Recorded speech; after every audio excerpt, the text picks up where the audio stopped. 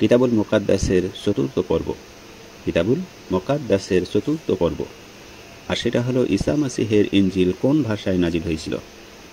ঈসা মাসীহের ইঞ্জিল কোন ভাষায় নাজিল হয়েছিল। ঈসা মাসীহের ইঞ্জিল এবং এই সকল মত অনুসারে ইঞ্জিল এর মধ্যে অন্যতম পার্থক্য, ঈসা মাসীহের ইঞ্জিল ছিল হিব্রু আমেরিক ভাষায়, হিব্রু আমেরিক ভাষায়, কিন্তু প্রচলিত মত অনুসারে ইঞ্জিলগুলি গ্রিক ভাষায় লেখা। প্রচলিত মত অনুসারে ইঞ্জিলগুলি গ্রিক ভাষায় লেখা। সাধু পোলের অনুসারীরা যিশুর পরে প্রায় 100 বছরের মধ্যেই তার আসল হিব্রু ইঞ্জিল গুম করে দেয়।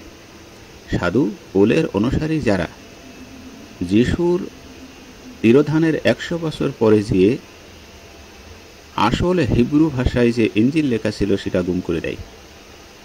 খ্রিস্টান প্রচারকগণ এখন বাংলায় ইঞ্জিল শরীফ প্রচার করছেন, অর্থাৎ বাঙালিদের কাছে বাংলায়, হিন্দিদের কাছে হিন্দিতে, ইংরেজিতে, যেখানে যে ভাষা সেখানে সেই ভাষায় ইঞ্জিল লিখে তারা সেইভাবে ছাপিয়ে প্রচার করছেন।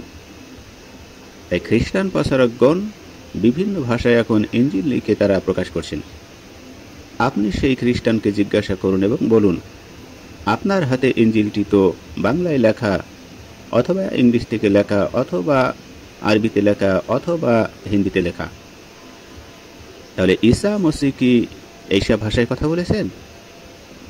তখন তিনি কোনো ভাষায় কথা বলতেন, তখন ওই খ্রিস্টান প্রচারকগণ স্বীকার করতে বাধ্য হবেন যে ঈসা মসীহ হিব্রু আমেরিক ভাষায় কথা বলতেন। তখন আপনি বলুন, হিব্রু ইঞ্জিল কোথায়? তাহলে হিব্রু ইঞ্জিল কোথায়? আপনি হিব্রু ইঞ্জিল নিয়ে আসুন। যিশুর তিরোধানের পর থেকে প্রায় 500 বছরের মধ্যে লেখা একটি হিব্রু ইঞ্জিল যদি আপনি দেখাতে পারেন, তবে আপনার ইঞ্জিল সত্য বলে আমরা মেনে নেব। যারা খ্রিস্টান প্রচারকগণ তাদের কাছে আপনারা এই কৈফিয়ত চান। তারা তখন একথাই বলবে যে ইঞ্জিল গ্রিক ভাষায় লেখা হয়েছিল, ইঞ্জিল গ্রিক ভাষায় লেখা হয়েছিল। তাহলে আপনি ভাবুন কি উদ্ভট কথা তারা বলছে। যিশু তার শিষ্যগণ এবং ফিলিস্তিনিদের মানুষের মাতৃভাষা এবং ধর্মীয় ভাষা ছিল হিব্রু। যিশু এবং তার শিষ্যগণ এবং ফিলিস্তিনিদের মানুষের মাতৃভাষা এবং ধর্মীয় ভাষা ছিল হিব্রু। তবে সেই সময়ে গ্রিকরা ফিলিস্তিন দখল করে নিয়েছিল। ইহুদিগণ বিজাতি ভাষা ঘৃণা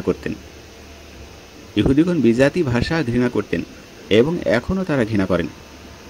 তাহলে যিশু কি তার নিজের ওই জনগণের মাতৃভাষা ও ধর্মীয় ভাষা বাদ দিয়ে দখলদারদের অপরিচিতি ও ঘৃণিত ভাষায় ইঞ্জিল প্রচার করেছিলেন? না, সেটা করেননি। যিশুর শিষ্যরা কি তাদের মাতৃভাষা ও ধর্মীয় ভাষা বাদ দিয়ে দখলদারদের ভাষায় ইঞ্জিল লিখেছিলেন? না, লেখেননি। কেউ যদি বলে রবীন্দ্রনাথ বা কাজী নজরুল সাহিত্য ইংরেজিতে রচিত, তবে তাকে আপনি কি বলবেন? বস্তুত এই সকল বেনামি ইঞ্জিলের লেখকগণ ইহুদি রোমান ছিলেন, তারা ইহুদি ছিলেন না। তারা হিব্রু ভাষা জানতেন না, এই জন্য তারা হিব্রু ভাষায় তারা ইঞ্জিল নিয়ে আসতে পারেননি। যিশু হিব্রু ভাষায় ইসরায়েলের বংশের মানুষদের মধ্যে ইঞ্জিল প্রচার করেছিলেন। আর তারা ছিল কোথাকার? তারা ছিল রোমান। আর যিশু হিব্রু ভাষায় ইসরায়েলের বংশধর মানুষের মধ্যে ইঞ্জিল প্রচার করেছিলেন। তিনি অহিব্রু বা ইহুদিদের কাছে ধর্ম প্রচার করতে নিষেধ করেছিলেন। সাধু পোল দাবি করেছিলেন যে যিশু তাকে পয়গম্বর বানিয়েছেন। তিনি দাবি করেছেন যিশু আমাকে পয়গম্বর বানিয়েছেন।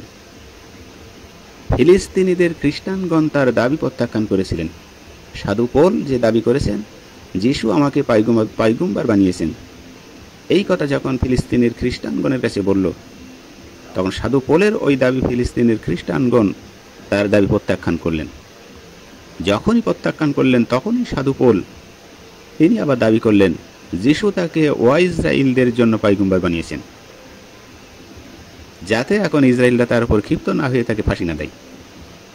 এই জন্য যখন ইসরায়েলরা তাকে মেনে নেয়নি, তখনই সে বলছে যে যিশু তাকে ইসরায়েলদের জন্য পয়গম্বর বানিয়েছেন, নবী বানিয়েছেন, দায়িত্ব দিয়ে গেছেন।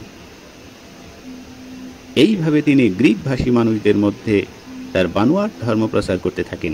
সাধু পৌল তিনি বারংবার বলতে থাকেন, তার নিজের ইঞ্জিল ছাড়া অন্য কোনো ইঞ্জিল, অর্থাৎ যিশুর ইঞ্জিল যদি কেউ প্রচার করে, আমি সাধু যে ইঞ্জিল লিখেছি এটা বাদে যদি কেউ যিশুর ইঞ্জিল প্রচার করে, তবে সে অভিশপ্ত হবে, অভিশপ্ত হবে, একথা সে ঘোষণা করে। দেখুন গালাতীয় প্রথম খণ্ড 6 অধ্যায় 8 থেকে 9 শ্লোকে, দ্বিতীয় খণ্ড কায়ন্তী 11 অধ্যায় 4 শ্লোকে। এইভাবে ক্রমান্বয়ে সাধু পৌলের অনুসারী তৃতীয়বাদী খ্রিস্টানগণ প্রাধান্য লাভ করে এবং একত্ববাদী হিব্রু খ্রিস্টানগণ কোলঠাসা হয়ে পড়ে। এই পর্যায়ে সাধু পৌলের অনুসারী গ্রিক ভাষী খ্রিস্টানগণ যীশু খ্রিস্টের প্রায় 100 থেকে 150 বছর পরে পবিত্র সাধুদের নামে নিজেদের মন গড়া ইঞ্জিল লিখতে থাকেন। তারা সমাজে ঈসা মসীহের নামে প্রচালিত সত্য মিথ্যা ও নিজেদের মন গড়া কথা লিখে অমুকের লেখা ইঞ্জিল এই নামে তারা প্রচার করতে থাকেন।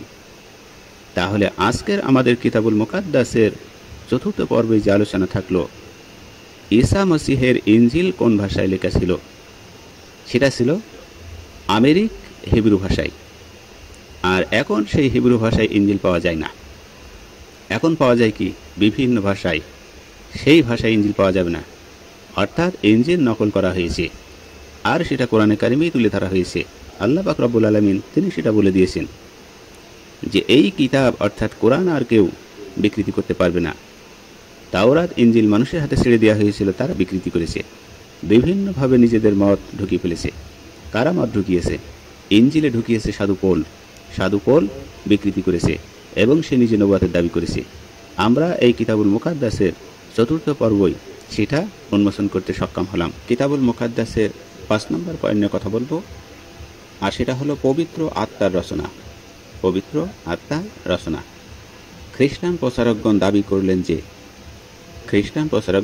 করলেন যে পবিত্র আত্মা অথবা পাক রুহের তত্ত্বাবধানে ইঞ্জিল লেখা হয়। এটা খ্রিস্টান প্রচারকগণ দাবি করলেন। পবিত্র আত্মা তার মানে ঈসা আলাইহিস সালাম, পাক রুহ তার মানে ঈসা আলাইহিস সালামের তত্ত্বাবধানে ইঞ্জিল লেখা হয়, এটা খ্রিস্টান প্রচারকগণ দাবি করেন। এটি হচ্ছে ভিত্তিহীন দাবি ছাড়া কিছুই নয়। তার কি প্রমাণ? এটিও ভিত্তিহীন দাবি। নতুন নিয়মে যীশু খ্রিস্টের শিষ্যদের পত্রে আমরা দেখেছি যে তারা পবিত্র আত্মার মাধ্যমে কিছু জানতে পারলে তা উল্লেখ করতেন। তারা উল্লেখ করতেন নতুন নিয়মে যে ইঞ্জিল লেখা হয়েছে তাতে। কিন্তু তাতে নেই। কিন্তু ইঞ্জিল শরীফগুলির কোথাও লেখা নেই যে এইগুলি পবিত্র আত্মার মাধ্যমে লেখা, অর্থাৎ ঈসা আলাইহিস সালামের মাধ্যমে লেখা কোথাও নেই। বরং লূক তার ইঞ্জিলের শুরুতে খুব স্পষ্ট করে লিখেছিলেন যে অনেকেই বিশ্বাসের ভিত্তিতে অনেক ইঞ্জিল লিখেছেন। শুধু বিশ্বাসের ভিত্তিতে। লূক তিনি নিজেও শোনা কথার উপর ভিত্তি করে সঠিক কথাগুলো লেখার চেষ্টা করেছেন। দেখুন লূক প্রথম খণ্ড 1 অধ্যায় 4 শ্লোকে। তাহলে সর্বোপরি ইঞ্জিলগুলির মধ্যে এত বৈচিত্র্য রয়েছে যে পাক রূহ তো দূরের কথা, অর্থাৎ ঈসা আলাইহিস সালাম তো দূরের কথা, কোনো নাপাক মানুষও এইরূপ পরস্পর স্ববিরোধী কথা লিখতে পারে না। পাঠক যদি প্রচলিত 4টি মত অনুসারে ইঞ্জিল তুলনা করে অধ্যয়ন করেন, তাহলে দেখবেন যে 4টি ইঞ্জিলেই যীশু খ্রিস্টের জীবনের একই ঘটনা আলোচনা করা হয়েছে এবং প্রায় প্রতিটি ঘটনা 4 ইঞ্জিলে পরস্পর বিরোধী ও সাংঘর্ষিকভাবে উল্লেখ করা হয়েছে। তাহলে পবিত্র আত্মা বর্তমান ইঞ্জিল রচনা করেছেন, এটাও একটা স্ববিরোধী মিথ্যা কথা এবং জালিয়াতি বানোয়াট। আপনারা সেটা দেখতে পারেন, আমরা বলি নাই। লূক তিনি নিজেই বলেছেন। লূক, কিতাবের নাম লূক, প্রথম খণ্ড অধ্যায় 1 শ্লোক 4। তাহলে নিজে নিজে স্ববিরোধী কথা এবং নিজে নিজে ইঞ্জিল লিখে পাক রুহু অর্থাৎ ঈসা আলাইহিস সালামের নামে ইঞ্জিল বলে চালিয়ে দিচ্ছে বর্তমান সমাজে, দিয়ে মুসলমানদেরকে খ্রিস্টান বানাচ্ছে এবং বিভিন্ন জাতিকে তাদের নিজের জাতিদেরকে কর্মকাণ্ডের ভেতরে তারা ফেলে রেখেছে। আল্লাহ আমাদেরকে সঠিকটা বোঝার মতন তৌফিক দান করুন।